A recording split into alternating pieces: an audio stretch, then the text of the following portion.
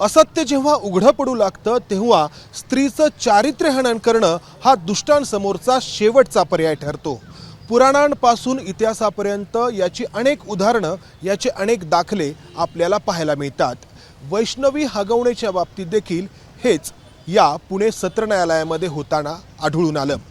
या पुणे सत्र न्यायालयाच्या समोर झालेल्या सुनावणीमध्ये नक्की काय काय घडलं हे आपण या व्हिडिओच्या माध्यमातून जाणून घेण्याचा प्रयत्न करणार आहोत। वैष्णवी हगवण्याची 16 मेला आत्महत्या झाली आणि 17 मेला बावधन पोलिसांनी 5 जणांच्या विरोधात गुन्हा दाखल केला। एक वैष्णवीचा पती शशांक हगवणे, वैष्णवीची सासू लता, ननंद करिश्मा, सासरा राजेंद्र आणि दीर सुशील या सगळ्यांना टप्प्याटप्प्याने पकडण्यात आलं आणि त्यांची पोलीस कोठडी संपल्यामुळे ती वाढवून मिळावी यासाठी या पुणे सत्र न्यायालयामध्ये त्यांना न्यायाधीशांसमोर हजर करण्यात आलं। सुरुवातीला सरकारी वकिलांनी युक्तिवाद केला आणि या 5ही आरोपींची पोलीस कोठडी वाढवून मागितली आणि हा युक्तिवाद सरकारी पक्षाच्या वकिलांचा असा होता की या 5ही आरोपींचे मोबाईल अजून हस्तगत करणं बाकी आहे। या मोबाईलमध्ये महत्त्वाची माहिती, महत्त्वाचे व्हिडिओ असू शकतात आणि त्यामुळं यांची पोलीस कोठडी वाढवून देण्यात यावी। दुसरं कारण सरकारी पक्षाच्या वकिलांनी सांगितलं ते असं होतं की आरोपींनी वैष्णवीला मारहाण केलेली आहे। पोस्टमॉर्टमच्या रिपोर्टमध्ये तसं नमूद आहे, वैष्णवीच्या अंगावरती व्रण होते आणि त्यामुळं ज्या वस्तूंनी मारहाण केली त्या वस्तू देखील हस्तगत करायच्या आहेत। तिसरं कारण होतं की वैष्णवीला हुंड्यात दिलेलं 51 तोळे सोनं गहाण ठेवण्यात आलेलं आहे, त्याबद्दलची माहिती मिळवायची आहे। आणि त्यानंतरचं प्रमुख कारण होतं तो म्हणजे या प्रकरणात सहआरोपी असलेला निलेश चव्हाण कुठे आहे याची माहिती या आरोपींकडून मिळवायची आहे। हा झाला युक्तिवाद सरकारी पक्षाच्या वकिलांचा। त्यानंतर हगवण्यांच्या बाजूने वकील विपुल दोशी यांनी युक्तिवादाला सुरुवात केली आणि वकील दोशी यांचा युक्तिवाद या वैष्णवीचं चारित्र्यहनन करण्याच्या बाजूने झुकणारा होता। नक्की हे विपुल दोशी यांनी काय म्हटलं या न्यायाधीशांच्या समोर तर आपण जर पाहिलं तर त्यांनी पहिल्यांदा हे सांगितलं की या आरोपींच्या पोलीस कोठडीची मुळात गरजच नाही आहे, कारण या हगवण्यांनी कोणत्या बँकेमध्ये सोनं गहाण ठेवलेलं आहे याची माहिती आधीच देण्यात आलेली आहे। दुसरा या विपुल दोशी यांचा युक्तिवाद होता तो निलेश चव्हाणचा बचाव करणारा होता। निलेश चव्हाण या हगवण्यांचा काही नातेवाईक नाही, त्यांनी वैष्णवीला कोणताही त्रास दिलेला नाही, उलट तिच्या बाळाचा त्यांनी सांभाळ केलेला आहे आणि उलट त्याच्यावरती हेळसांड केल्याचा गुन्हा दाखल आहे आणि हा निलेशवरचाच अन्याय आहे असं सांगण्याचा प्रयत्न हे सरकारी वकील करत होते। आणि याच दरम्यान त्यांनी निलेश जरी कुठे काही दोषी आढळला तर त्याला फाशी द्या, मात्र तो मुळात दोषी नाहीच हे सांगण्याचा प्रयत्न केला। आणि त्यानंतर हे जे बचाव पक्षाचे वकील आहेत विपुल दोशी यांनी वैष्णवीबाबत न्यायाधीशांच्या समोर त्यांची बाजू मांडताना असं सांगितलं की वैष्णवीचे एका व्यक्तीसोबत चॅटिंग सुरू असायचं आणि हे चॅटिंग हगवण्यांनी पकडलं होतं आणि म्हणून वैष्णवी तणावाखाली होती आणि आत्महत्येचा प्रयत्न तिने याआधी देखील केलेला होता।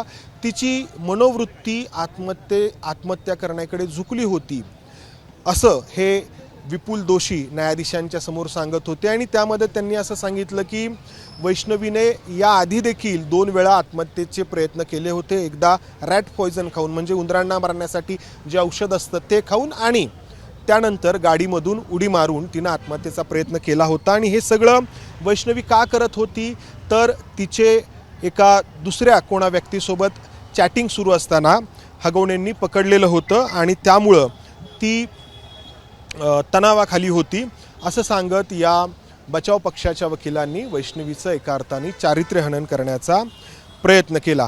वैष्णवीची टेंडन्सी सुसाईड करण्याची होती, तिच्या एका व्यक्तीसोबतचे चॅट सापडले गेले होते, त्यातून ती आत्महत्येचा प्रयत्न करत होती, एकदा रॅट पॉयझन खाऊन आणि एकदा गाडीतून उडी मारून, हे या बचाव पक्षाच्या वकिलांनी सांगितलं।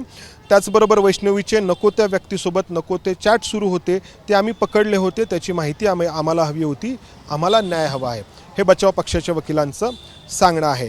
त्यानंतर जेव्हा न्यायालयाने या वैष्णवीला मारहाण का झाली हा मुद्दा उपस्थित केला तेव्हा हे बचाव पक्षाचे वकील चक्क असं म्हणाले की एखाद्या नवऱ्याने आपल्या बायकोला 4 कानाखाली मारल्या म्हणजे तिची हॅरेसमेंट होत नाही.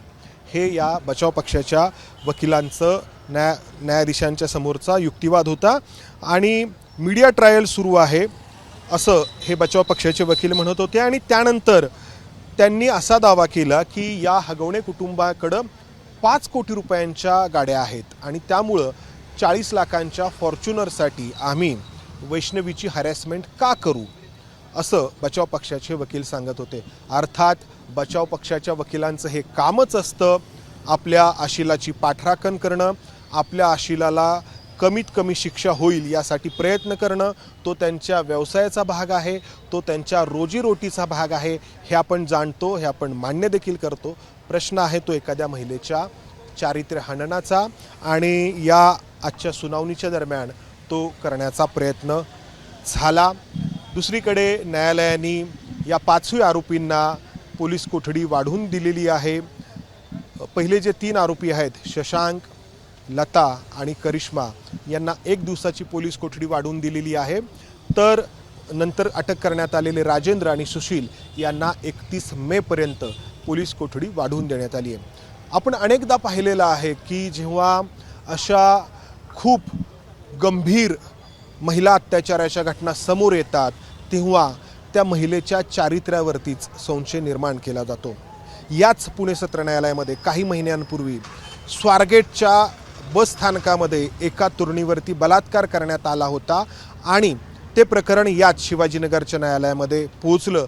तेव्हा जो आरोपी होता दत्ता गाडे त्याच्या वकिलांनी देखील ती जी तरुणी होती जिच्यावरती दत्ता गाडेंनी बलात्कार केला होता स्वारगेटला एका बसमध्ये तिच्या चारित्र्यावरती संशय निर्माण केला होता आणि त्या मुलीचे आणि दत्ता गाडेच्या आधीपासूनच फोन कॉल्स आहेत अशा प्रकारचा दावा केला होता आणि काही मनी ट्रान्झॅक्शन्स असल्याचा दावा केला होता. अर्थात पुढे हा दावा न्यायालयामध्ये टिकला नाही, खरा ठरला नाही. मात्र यातून लोकांच्या मनामध्ये एक संशय निर्माण करण्याचा, शंका निर्माण करण्याचा, एक किंतु निर्माण करण्याचा प्रयत्न होत असतो. बचाव पक्षाच्या वकिलांचं हे जरी काम असलं तरी यातून त्या महिलेचं चारित्र्यहनन होतं आणि इथं तर जी वैष्णवी आहे ती मृत झालेली आहे. आणि असं असताना देखील या सुनावणी दरम्यान काय झालं हे आपण पाहिलं. अर्थात हा काही पहिल्यांदाच होत असलेला प्रकार नाही, याआधी देखील असे प्रकार होत आलेत. आपण जर आठवलं तर महाभारतामध्ये द्रौपदीच्या वाट्याला जे काही आलं होतं तेही आपण पाहतो. रामायणामध्ये सीतेच्या वाट्याला काय आलं होतं तेही आपण आठवू शकतो. प्रश्न असतो तो समाजाचा, समाजमनाचा. समाजमन आपल्यासारखे लोक यामध्ये कितपत बारकाईनं विचार करतात, कितपत योग्य अशी माहिती घेऊन आपलं मत तयार करतात यावरती सगळं काही अवलंबून असतं. कॅमेरामन विजय राऊतचं मी इथेच थांबतो. धन्यवाद. एबीपी माझा, उघडा डोळे बघा नीट.